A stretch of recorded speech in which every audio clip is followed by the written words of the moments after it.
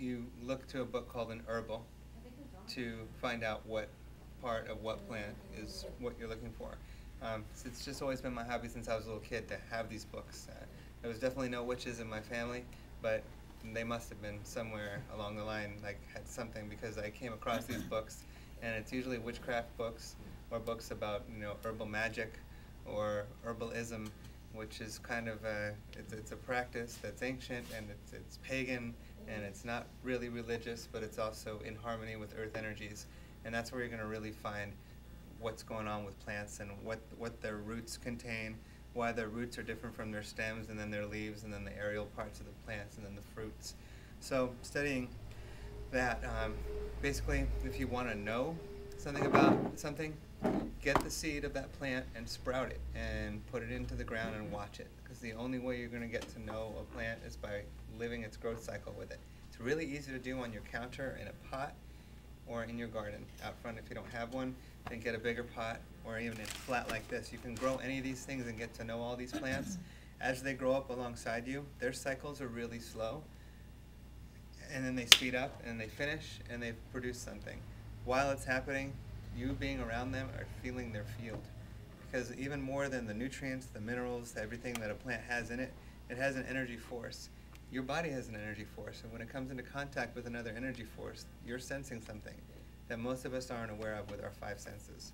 There's a higher sense that's in action there, and the only way to develop it is to start acknowledging that we have a higher sense and what our superpower is will start to come out. For me, I do Reiki energy healing, and I have a practice in Cross River now. It's what's come out of being at that cafe that started at the beginning of this year, was finding other people who told me what I was. And instead of just being a weird guy who talks about a lot of weird stuff, I'm doing energy healing with people on a regular basis in an office now. My girlfriend has been an amazing massage therapist for a long period of time, and together we've increased our energetic field to the point where we're doing amazing work with people, directly healing people, like pulling toxins up out of their muscles, pulling it through their skin, and then flushing it out of their body at the same time as I'm giving nutritional information and advice to people. So when you're at home tonight, as you're falling asleep, start thinking. That's like one of the best times to start praying if you don't already pray or do any direct prayer or talking to any other things outside of yourself, is usually as you're falling asleep. It's like the most non-religious, non-God attached way of doing it. That word God sometimes scares people. So as you're falling asleep is a good time. If you're not doing any direct meditation, as you're falling asleep is really one of the best times, because a lot of communication to your higher self comes through as you're slipping into your lower consciousness. And ask what it is. Where's my higher senses? How can I develop them better? Just knowing that they're there and acknowledging them and thinking about them will start making them come to life. And the more attention you pay to them in your waking life, the more they'll sprout as you're asleep, until it comes around and reaches itself. You become a complete circle and you start radiating out into your higher senses.